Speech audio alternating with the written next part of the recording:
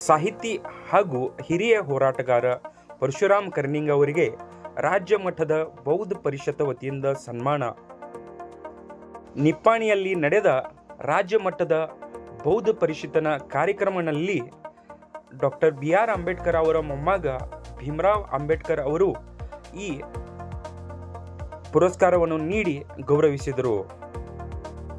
ಅತ್ಯುತ್ತಮ ಸೇವಾ ಫಲಕ ನೀಡಿ ಗೌರವಿಸಿದ ಪರಶುರಾಮ್ ಕರ್ನಿಂಗ್ ಅವರು ಕಳೆದ ಅನೇಕ ವರ್ಷಗಳ ಕಾಲದಿಂದ ವಿವಿಧ ಚಳವಳಿಯಲ್ಲಿ ಭಾಗಿಯಾಗಿ ಅದೇ ರೀತಿ ಅನೇಕ ಸಾಮಾಜಿಕ ಕಾರ್ಯಗಳನ್ನು ಮಾಡಿದ್ದಾರೆ. ಇದನ್ನು ಪರಿಗಣಿಸಿ ಬೌದ್ಧ ಪರಿಷತ್ ವತಿಯಿಂದ ಈ ಗೌರವವನ್ನು ನೀಡಲಾಗಿದೆ. ಈ ಸಂದರ್ಭದಲ್ಲಿ ದಲಿತ ಮುಖಂಡರಾದ ಅಪ್ಪಸಾಹೇಬ್ ಕುರ್ನೆ, ಗೋಪಿ ಬಳ್ಳಾರಿ ಹಾಗೂ ಅನೇಕ ದಲಿತ ಮುಖಂಡರು ಹಾಗೂ ಬಾಂಧವರು ಉಪಸ್ಥಿತರಿದ್ದರು. भाईचाराचा करुणेचा संदेश देतो बुद्ध धम्माचा. या देशामध्ये विषमतावादी संस्कृती आहे आणि विषमतावादी संस्कृतीवरती एकच उपाय आहे जो 2500 वर्षापूर्वी भगवान गौतम बुद्धांनी दिला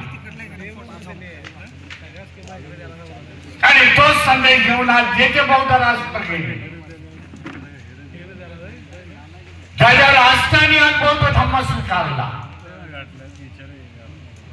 ते आज प्रगत राष्ट्र झाले, आज जगाच्या पुढे गेलेले आहे. आम्ही आज मागे राहिलो.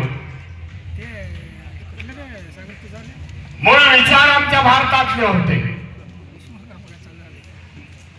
परंतु ते संपुष्टात आले.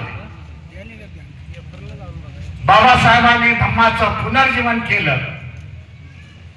आपल्याला हा धम्म या देशामध्ये द्यायचा आहे, वंचितांना द्यायचा आहे, शेड्यूल कास्ट लोकांना द्यायचा आहे. जे बाबासाहेबांच्या धम्म क्रांतीमध्ये आले नाही त्यांच्या बरोबर मध्ये पोहोचवण्याचा प्रयत्न व्हायला पाहिजे.